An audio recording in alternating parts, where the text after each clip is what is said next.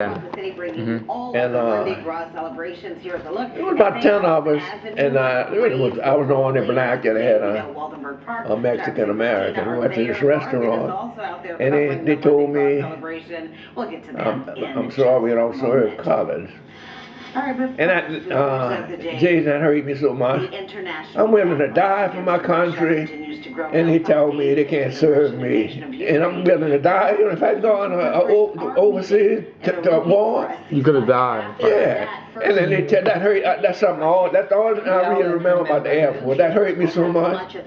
You know, but we did wind up going to somewhere else, and you know, we were doing it. I mean, What war was it? Huh? What war was it? This was just before Vietnam. But I'm just saying, Yeah, you were ready. In the service. I would just be going just for blacks. I mean, for everybody. Yeah. And that just hurt me so much, you know. It's your own home. Yeah, I'm in my own country, which I'm willing to defend. And we go to this restaurant, and they say they can't serve because of my color. Can I say that? You want me to say that? Or? I already got it. Okay, but that's one thing I remember mostly about. But let me tell you something else.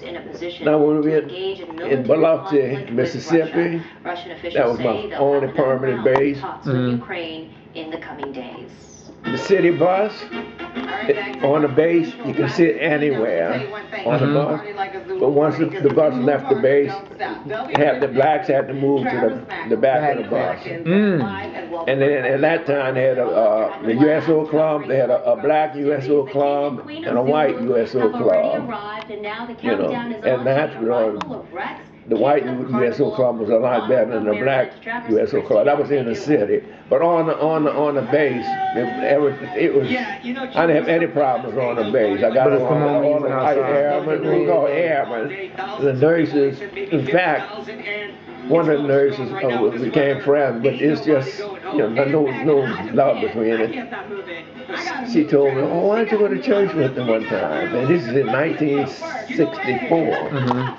And we went to the Catholic Cathedral in Biloxi, and I was so uncomfortable. I mean, that was the longest hour in my life. I was the only black. They were looking at you? Huh? Were they looking at you? Oh yeah, of course they were looking. But I guess by me being, I was in my uniform. So I guess maybe that. But I was so uncomfortable in that church. And like I said, 1964. As things were changing. And in Mississippi, too. I told you Dr. King started to move. So y'all were married at this point, or? Oh, no. We got married. 65. Yeah, not too long. I'm not in the service. Because when we got married, I was in X-ray school and she was teaching. You know. But, Jason, that's one thing I remember about the Air Force. You know, they refused to. Yeah, that hurt me so much. And I can see why they had so many militants. You know, why they would draft dodge and everything. I can see why. You can defend the country that you have equal rights in. You know, so I can see it. But that's soon after that, that's when they started. The Black Panthers came out, and I can see why. And I guess you're gonna go and fight for your country, and you come home, you're segregated. I mean, and that reason, like I said, that little bit, I never did go to war, but I mean, I would have gone, if it was needed. Defending my country, and it wouldn't just be for the blacks. Yeah. And how many men did go? Right, died. And defended their country and died. I wonder if our country would do the same for us. The country hasn't really changed. Nah, so I wonder if our countrymen, if white folks, would be willing to die for us.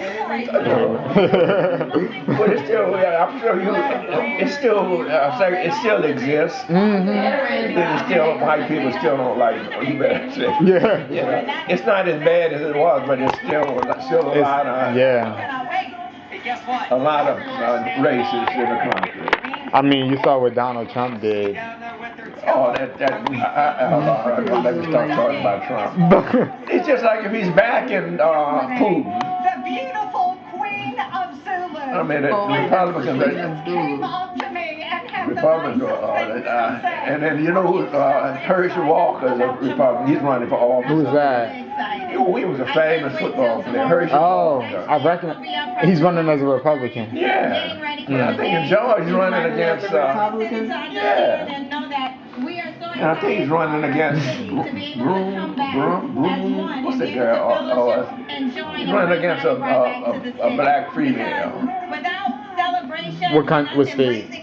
In Georgia. I think it's Stacey Abrams? Abrams, Abrams, yeah. Herschel Walker's man, he's a Lord have mercy.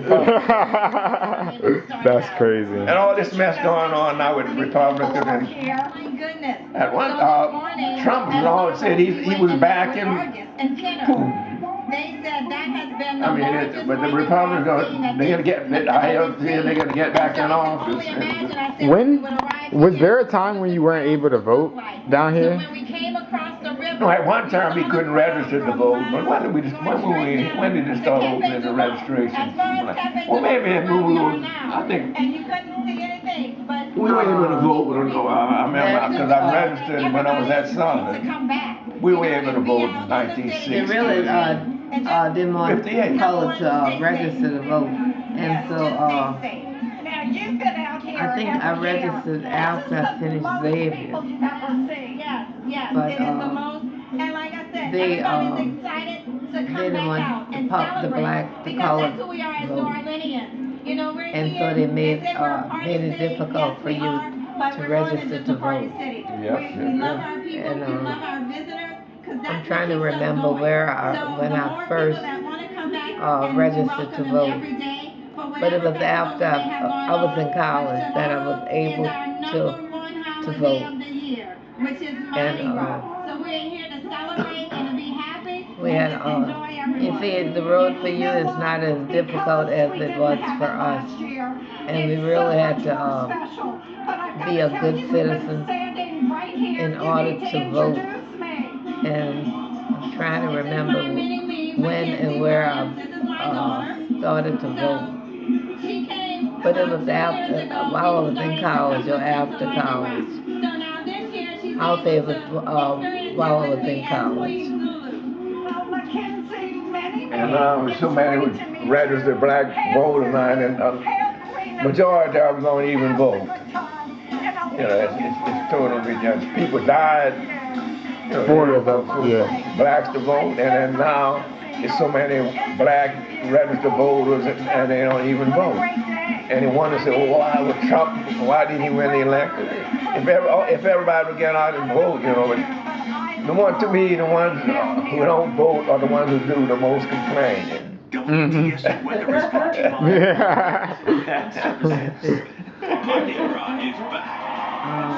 Tiffany, how do you feel about voting? Oh man, you sure you want me to get on me? Say what you gotta say. Hey,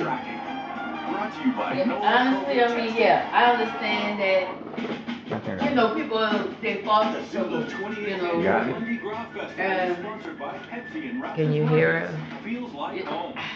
I don't know, man, because I have a different opinion on it, but I feel like it's already rigged, the system. Democrats, Republicans, you know, it's a bigger scheme behind it. They're going to do what they want to do anyway. And there's a hidden agenda behind everything that's presented.